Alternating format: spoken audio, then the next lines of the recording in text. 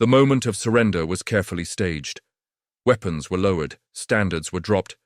Chiefs stepped forward with empty hands and lowered eyes, believing that submission would spare their people. Roman officers accepted the gesture with practiced calm, faces unreadable, voices controlled, as if mercy were already granted. To the defeated, it looked like an end. To Rome, it was the beginning. The language of clemency was precise, almost ceremonial. Promises were spoken in formal tones: protection, peace, incorporation. But these words were not guarantees, they were instruments. The ritual of surrender existed to create obedience, not safety. Once the oaths were taken and the gates opened, the tribes ceased to exist as a sovereign people. They became property of the Roman command. This was the trap. Surrender did not mean negotiation, it meant transfer of control. The general now decided who lived, who was sold, who disappeared. The tribe's fate was no longer debated, it was administered. And from that point forward, every act committed against them could be justified as discipline, security, or order. In Roman records, this moment is described as pacification. In reality, it was ownership. The terms were never equal, they were dictated. Roman generals did not negotiate with surrendered tribes, they issued conditions: hostages first, the sons of leaders, the brothers of warriors, the living leverage that ensured obedience long after the legions moved on. These demands were presented as guarantees of peace, but everyone understood their real purpose. A tribe without its youth was a tribe already defeated. Land was seized without ceremony. Fields that had fed families for generations were reclassified as Roman property with a single command. Tribute was imposed immediately: grain, livestock, labor. Payment for the privilege of survival. The defeated were told they were now under Roman protection, even as their resources were stripped and their autonomy erased. Leaders were humiliated deliberately, forced to kneel, forced to swear loyalty in public, sometimes paraded before their own people as warnings, not representatives. Authority was dismantled in front of witnesses, so no one would forget who ruled now. The tribe's internal structure was broken by design. On parchment, these were agreements. In reality, they were sentences. Every clause tightened Rome's grip. Every promise carried a threat. And once the terms were accepted, there was no appeal. The law now belonged to the conqueror. It happened quickly, efficiently, without ceremony. Once the surrender was accepted, Roman officers moved through the crowd and began dividing the defeated as if organizing supplies. Men to one side, women to another. Children pulled away without explanation. Families were broken in moments, not by chaos, but by design. There were no speeches, no justifications, only gestures and orders. A hand pointed, a soldier grabbed. A child was lifted away from a mother's arms, a husband was forced in the opposite direction. The legions understood the psychology of it. Separation weakened resistance, isolation destroyed identity. A people scattered could not rise together. Young men were inspected for strength, older ones were marked as expendable. Women were assessed in silence, their fate decided with a glance. Children were counted, not comforted. No one was told where they were going, no one was promised reunion. The uncertainty was part of the punishment. By the time the process ended, the tribe no longer existed as a unit. It had been dismantled into categories: labor, sale, hostage, execution. The separation was not a side effect of conquest. It was a weapon. The submission was never private. Roman generals understood that domination had to be seen to be believed. The defeated were brought into open spaces, village centers, roadsides, temporary camps, and made to kneel where everyone could watch. Chains were fitted slowly, deliberately, not for restraint, but for display. Leaders were placed at the front, not because they mattered, but because they were symbols. Their posture was corrected if it was too proud. Their eyes forced down if they looked defiant. Sometimes they were made to speak, to thank Rome, to declare loyalty, to acknowledge defeat in their own language. The crowd listened. The message was clear. Authority had changed hands. Processions followed. The conquered were marched through their own settlements under guard, past homes they would never return to, past people who could not help them. It was psychological warfare. Rome did not just want obedience, it wanted memory. It wanted every survivor to remember the moment power broke. Laughter was not discouraged. Neither was silence. Both served the same purpose. The ritual was complete when shame replaced resistance, and when survival itself began to feel like permission granted by Rome. Surrender did not end the taking. It redefined it. Once weapons were laid down, Roman generals demanded guarantees, and those guarantees were almost always human. Sons, daughters, heirs. Children were separated from their families with administrative calm, recorded by scribes as security measures, listed like livestock beneath the names of their villages. This was not random cruelty. It was strategy. A father will obey when his child is in foreign hands. A tribe will remain quiet when its future has been carried away in chains. The hostages were sent to forts, to provincial capitals, sometimes to Rome itself, raised among the conquerors, taught Latin, trained to forget who they were. Identity was not merely broken, it was replaced. Mothers watched this happen in silence. Not because they felt nothing, but because resistance meant death. Roman sources describe these scenes with disturbing detachment, noting the efficiency of the process, the orderliness of the removals, the success of the policy. What they do not describe is the sound, the crying, the grasping hands, the moment when a family line was cut in half. For Rome, this was governance. For the conquered, it was erasure. A tribe without children was a tribe already dying, even if its people still breathed. After surrender, Rome often performed what it called justice. In reality, it was theatre. Leaders were accused of rebellion, of treachery, of violating treaties that had been forced upon them at sword point. Trials were held in makeshift courts, verdicts delivered before translation could even finish. The outcome was never in doubt. Executions were public, deliberate, educational. Chieftains were beheaded, strangled, or crucified where their people could see. Sometimes their bodies were left hanging for days, a warning written in flesh. This was not punishment. It was instruction. Rome was teaching the survivors what resistance costs. Roman historians described these acts as necessary, as stabilizing, as deterrence. The language is clean, almost gentle. But the reality was calculated terror. The removal of leadership was not about eliminating threats. It was about collapsing identity. And people without leaders is easier to manage, easier to reshape, easier to forget. In some cases, the general himself presided, not from a distance, in person. Power was most effective when it showed its face. The message was never spoken, but it was always understood. You are alive because we allow it, and we can change our minds. Once the leadership was destroyed and the children taken, what remained was processed. That is the only honest word.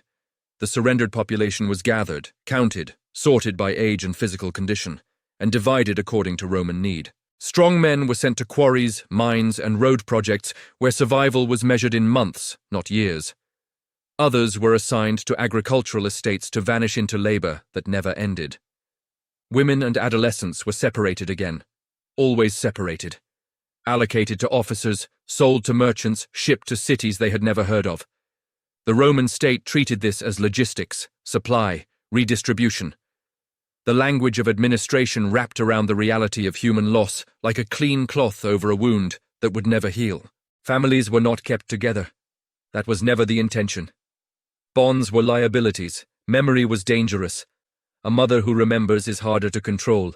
A brother who remembers might one day resist. So Rome scattered them, across provinces, across borders, across the empire.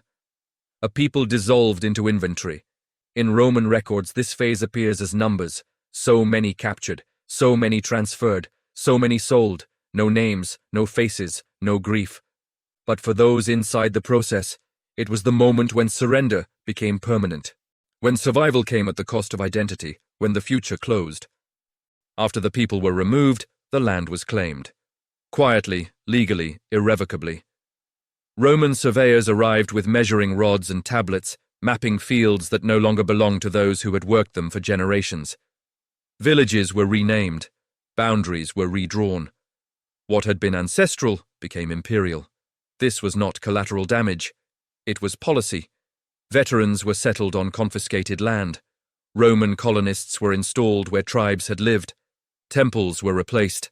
Roads were cut through sacred ground. The landscape itself was forced to forget who it once belonged to. Rome did not just conquer bodies, it conquered memory. For the surrendered, this meant there was nothing to return to. Even if someone escaped, even if someone survived, the village would be gone, the fields would be choose your hands, the gods would have new names. Exile became permanent, not because of distance, but because of transformation. Roman writers praised this as civilization, order, development. But from the other side, it was annihilation without blood. A people erased without the mercy of death. Their world dismantled piece by piece until only silence remained. For those not killed, not enslaved, not taken as hostages, another fate waited: conscription. Rome often demanded auxiliary service from surrendered tribes, forcing young men to fight in Roman campaigns far from their homelands, sometimes against people who shared their language, their customs, even their blood. The logic was simple: break loyalty, replace it. These recruits were issued Roman equipment, placed under Roman officers, and taught Roman discipline. Their old identities were treated as weaknesses, their gods were mocked, their customs discouraged. Over time, obedience replaced belonging. The transformation was slow, deliberate, and devastating toggle. To Rome, this was integration. To the conquered, it was psychological captivity. A man could survive defeat, he could survive loss, but being made to enforce the will of the power that destroyed his people was a deeper wound. It turned memory into betrayal, survival into shame. Some never returned. They died in distant wars for causes that were never theirs. Others came back unrecognizable, speaking the conqueror's language, carrying the habits of the enemy. Rome had not just defeated them, it had rewritten them. Even after surrender, the work of domination was far from complete. Roman generals understood that fear was as vital as swords. Executions, enslavement, and public humiliation were not isolated acts. They were calculated demonstrations meant to echo long after the legions had departed. Every surviving member of a surrendered tribe was a messenger of Rome's power. Villages that had witnessed the removal of leaders and the scattering of families became theaters of terror. Fields burned, livestock slaughtered, homes razed. News of the conquered spread quickly. Defiance would meet with annihilation. The legions left behind symbols, chains, heads on stakes, banners over destroyed temples. The psychological impact was immediate. Rebellion became unthinkable. Even when tribes obeyed, the shadow of punishment lingered. Children knew the fate of their parents. Mothers remembered the public shaming of their daughters. Fathers remembered the chains around their sons. Rome's method was clear: conquest extended beyond the battlefield. Control was maintained through constant, visible, and unavoidable terror. Surrendered tribes were not merely defeated, they were transformed into resources. Every captured person had a value, every village a purpose, every surviving family a role in the Roman economy. Men were sent to work the mines, the roads, and the fields, labor that enriched the state and its generals. Women were assigned to households, brothels, and imperial projects, their labor measured, monitored, and monetized. Even children were commodities. Boys trained as soldiers or servants, girls prepared for domestic service or forced marriages in distant provinces. The bureaucracy recorded them meticulously: names, ages, condition, all catalogued with the precision of accounting. Human beings became inventory. Losses during transport or labor were expected, even calculated, and replaced. Markets were filled with the enslaved from surrendered tribes. Wealthy patricians competed over their purchase, while generals profited both politically and financially. To Rome, this was civilization. To the conquered, it was survival only in exchange for autonomy, dignity, and identity. Life continued, but it belonged to someone else entirely. The conquest did not end with bodies. It extended to memory, tradition, and belief. Temples were torn down, sacred groves cut, altars smashed, and inscriptions defaced. The language of the defeated was suppressed, replaced with Latin in public records, in schools, in courts. Songs, stories, and rituals were forbidden or forgotten. What had once defined a people, their gods, their laws, their lineage, was erased deliberately. Children raised under Roman oversight absorbed new customs, new loyalties, and new gods. Survivors who escaped or returned found their homes altered, their ancestors' graves desecrated, their villages repurposed for Roman settlers. Even survival became a constant reminder that the world had shifted irreversibly. Roman writers praised this as civilization and order, claiming that their law brought structure to chaos. But for those who lived through it, the reality was far darker. Identity itself had been declared enemy, and victory meant not just submission, but the obliteration of who they once were. When the legions withdrew, the conquered remained, but their world had been hollowed. Villages stood, but voices were quiet. Families survived, but histories were fractured. The survivors carried stories of terror that could rarely be spoken aloud for fear of reprisal, shame, or disbelief. Generations learned to remember in whispers. Rome's triumphs were recorded in stone, in marble, in the speeches of generals. The suffering of the surrendered was seldom written. Their names disappeared from the chronicles. Their deeds, their resistance, their grief, all reduced to numbers, footnotes, and administrative entries. The machinery of conquest ensured that the silence endured, codified into law and practice, invisible to future historians unless they looked deliberately for it. Yet, despite this erasure, traces remained, in ruins, in scars, in fragments of letters or inscriptions.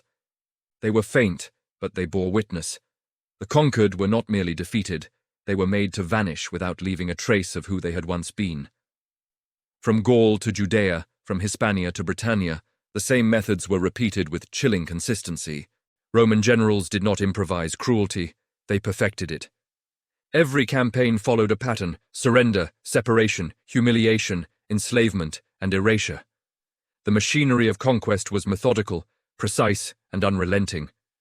Documents, letters, and military manuals reveal that these acts were considered standard procedure. There was no moral hesitation, no ethical debate.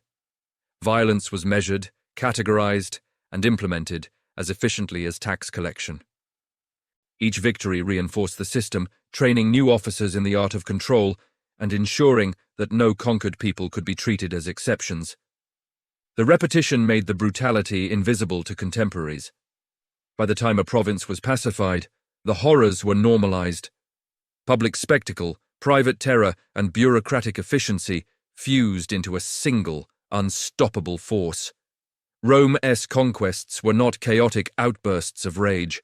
They were carefully orchestrated exercises in domination that left entire cultures erased, one province at a time. For those who endured, survival was both a blessing and a curse. To live was to bear witness. Every breath carried the memory of what had been lost, families torn apart, homes destroyed, identities stripped away. Life continued, but it was never free. Hunger, labor, and fear became daily companions, reminders that existence itself depended on Roman permission.